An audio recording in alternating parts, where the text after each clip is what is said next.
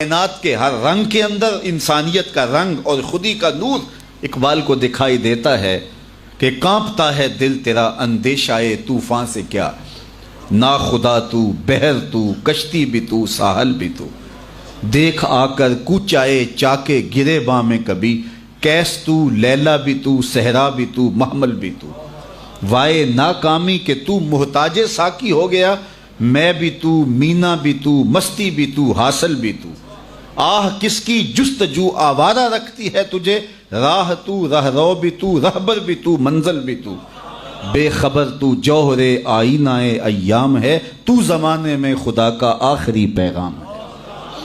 تو جب خودی سے آشنائی ہوتی ہے تو پھر کائنات کے سارے رنگ ایک وجود کے اندر دکھائی دیتے ہیں، اور وہ وجود انسان ہے، اور پھر وہ رازدان بن جاتا ہے، فطرت کے رازوں کا امین بن جاتا ہے، پھر وہ خودی کا ترجمان بن جاتا ہے، پھر وہ راز کن فکاں بن جاتا ہے۔ تو راز کن فکاں ہے، اپنی آنکھوں پر عیاں ہو جا، اپنے آپ کو دیکھنا انسان تو کہاں کھڑا ہے۔ وَفِي أَنفُسِكُمْ أَفَلَا تُبْصِرُونَ، ذرا من میں جھانک کر کے تو دیکھ، بلے شاہ اڈ دیاں پھڑنے جڑا اندر بیٹھا کدی پڑھیا ہی نہیں۔ اپنے اندر جب انسان اترتا ہے پھر اسے پتہ چلتا ہے، من عرف نفسہ فقد عرف ربہ، جس نے من کو پہچان لیا اس نے اپنے رب کو پہچان لیا، اور جس کو خودی کا تعقل ہی نہیں ملا، ذات سے آگہی نہیں ملی، اپنے آپ سے آشنا ہی نہیں ہوا، تو پھر اسے کسی اور کا پتہ کیسے چلنا۔ اس آئینے میں پہلے اپنے وجود کو دیکھ، تو راز کن فکاں ہے، اپنی آنکھوں پر عیاں ہو جا، خودی کا رازداں ہو جا، خدا کا ترجمہ ہو جا، خودی میں ڈوب جا غافل، یہ سر زندگانی ہے، نکل کر حلقۂ شام و سحر سے جاویداں ہو جا، مسافے زندگی میں سیرت فولاد پیدا کر، شبستان محبت میں حریر و پر نیاں ہو جا، گزر جا بن کے سیل تند رو کوہ بیاباں سے، گلستان راہ میں آئے تو جوئے نغمہ خواں ہو جا، تیرے علم و محبت کی نہیں ہے انتہا کوئی، نہیں ہے تجھ سے بڑھ کر ساز فطرت میں نوا کوئی۔ تو یہ وہ آواز بنتی ہے۔ تو یہ جب عشق رسول سے تربیت ہوتی ہے، اور جب کتاب اللہ سے جڑنے سے من میں اجالے ہوتے ہیں اور زندگی کو زندگی کا حقیقی روپ ملتا ہے، تو پھر انسان کہاں کھڑا ہوتا ہے۔ کبھی ایسا نہیں ہوا، کبھی بھی ایسا نہیں ہوا کہ اقبال کے سامنے حضور کا نام لیا گیا ہو اور وہ بچوں کی طرح بلک بلک کے رویا نہ ہو، اور کبھی بھی ایسا نہیں ہوا کہ علامہ اقبال قرآن مجید کی تلاوت کرتے ہوں اور آنکھوں نے آنسوؤں کا خراج نہ دیا۔ غنا سے پڑھتے تھے قرآن مجید، اور سحری کے وقت پڑھتے تھے، اور یہ خاص لمحے ہیں قرآن مجید کی تلاوت کے۔ جب آخری عمر آئی 1938 کے اندر، آپ کے گلے کا مسئلہ ہو گیا تھا، تو جو ہے وہ کلام مشکل ہو گیا تھا۔ آج کوئی بیمار ہو جائے نا تو حال پوچھنے کوئی آئے تو لوگ کہتے ہیں جناب بیمار ہو گئے، کیا حال ہے؟ تو وہ کہتا ہے جی بڑا برا حال ہے، مجھ سے چلا نہیں جاتا۔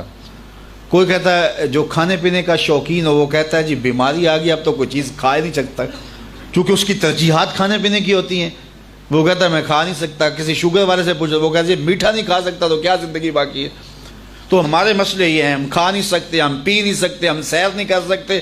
اقبال سے کسی نے آ کے حال پوچھا کہ تم بتاؤ کیا حال ہے؟ تو اقبال نے کہا لطف قرآن سحر باقی نہ مان۔ سب سے بڑی مصیبت یہ ہے کہ سحری کے وقت اٹھ کے قرآن پڑھنے کا جو لطف تھا وہ باقی نہیں رہا۔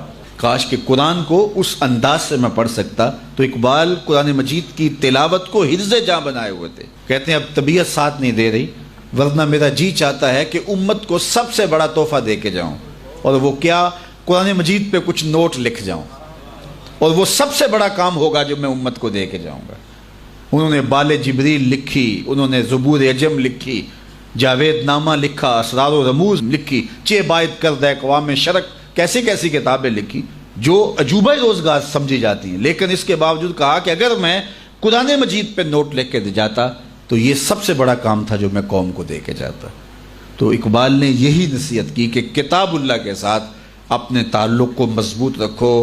کتاب زندہ قرآن حکیم، حکمت او لا یزالست و قدیم، یہ زندہ کتاب ہے، ہر دور کے تقاضوں کو پورا کرتی ہے، اور زندگی بخش کتاب ہے۔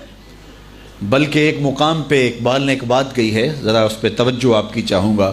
اس نے کہا فاش می گوئم آنچ در دل مزمرست، میں کھل کے نہ کہہ دوں جو میرے دل میں چھپا ہوا ہے۔ کتاب اللہ پہ بات کرتے کرتے اقبال نے کہا فاش می گوئم، کیا میں کھل کے کہہ دوں آنچ در دل مزمرست، جو میرے دل کے اندر چھپا ہوا ہے ابھی تک میں بیان نہیں کیا۔ پھر کہتا ہے ای کتاب نیست چیزیں دیگرست، یہ کتاب نہیں، یہ کوئی اور ہی شے ہے۔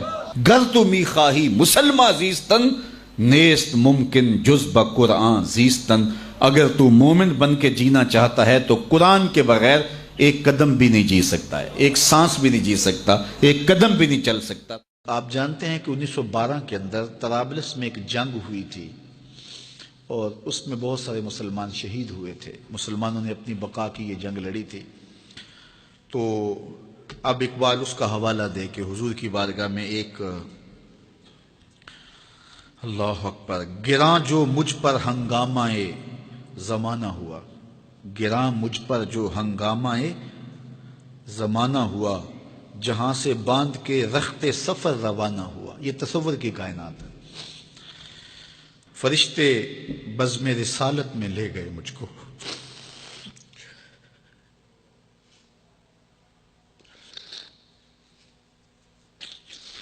وہ کہتے ہیں کہ میں تصور ہی میں جب اس دنیا کے ہنگاموں سے اکتا گیا تو میں نے رخت سفر باندھ لیا۔ اب شام و سحر کے سفر میں میرے پاس سواری کوئی نہیں ہے اور جاؤں تو کدھر جاؤں، لیکن دنیا سے اکتا کے سامان سفر باندھ کے اپنے دل اور روح، اعلیٰ حضرت نے کہا تھا نا، جان و دل ہوش و خرد سب تو مدینے پہنچے، تم نہیں چلتے رضا سارا تو سامان گیا۔ تو اقبال نے بھی سارا سامان باندھ لیا، تو پھر سواری کیا آئی؟ فرشتے بزم رسالت میں لے گئے مجھ کو۔ یہ تصور کی دنیا ہے اور اقبال کا ایک اپنا جہان تھا۔ حضور آیا یہ رحمت میں لے گئے مجھ کو، کہا حضور نے اے اندلیب باغ حجاز،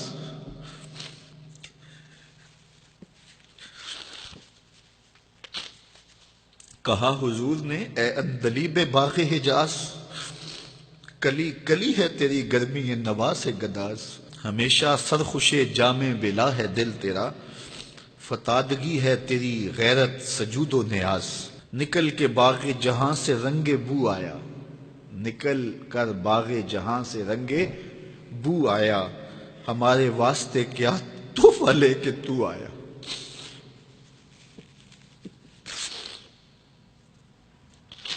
کہتے ہیں کہ حضور نے مجھے کہا کہ باغ حجاز کے بلبل تیری نوا سے کلی کلی پگھل رہی ہے، تو ایسے باغ سے نکل آیا جس طرح پھول سے خوشبو نکل کے آتی ہے، تو بتا میرے لیے تو تحفہ کیا لے کر آئے۔ اب اقبال کا جواب سنیے، حضور دہر میں آسودگی نہیں ملتی، حضور دہر میں آسودگی نہیں ملتی، تلاش جس کی ہے وہ زندگی نہیں ملتی، ہزاروں لالا و گل ہیں ریاض ہستی میں، وفا کی جس میں بو ہو وہ کلی نہیں ملتی، مگر میں نظر کو ایک آبگینہ لایا ہوں۔ یہ 1912 کی بات ہے جب طرابلس کی جنگ لگی تھی۔ مگر میں نظر کو ایک آبگینہ لایا ہوں، جو چیز اس میں ہے جنت میں بھی نہیں ملتی، جھلکتی ہے تیری امت کی آبرو اس میں، طرابلس کے شہیدوں کا ہے لہو اس میں۔ اگر اس دور میں اقبال ہوتا اس کا کلیجہ پھٹ جاتا۔ یہ تو طرابلس کے شہیدوں کا لہو لے کر کے گیا تھا اقبال اس زمانے میں، اب برما کے شہیدوں کا لہو بھی لے کے جاتا۔ اللہ اس شخص کی قبر پہ کروڑوں رحمتوں کا نزول کرے اور امت کو پوری دنیا کے اوپر وحدت نصیب فرمائے۔ یہ امت علم کی، عمل کی راہوں سے گزر کے اپنی منزل کی طرف گامزن ہو اور وحدت کے حقیقی اجالے اس امت کو نصیب ہوں،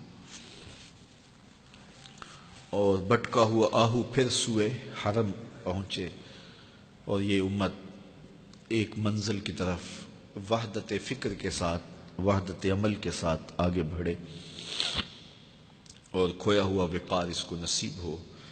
اقبال کے انہی لفظوں کے ساتھ میں اپنی گفتگو کو اختتام کی طرف لے جاتا ہوں۔ بھٹکے ہوئے آہو کو پھر سوئے حرم لے چل، اس شہر کے خوگر کو پھر وسعت صحرا دے۔ میں بلبل نالا ہوں اس اجڑے گلستاں کا، تاثیر کا سائل ہوں محتاج کو داتا دے۔ فکر اقبال کی روشنی میں اللہ ہمیں آگے بڑھنے کی توفیق دے۔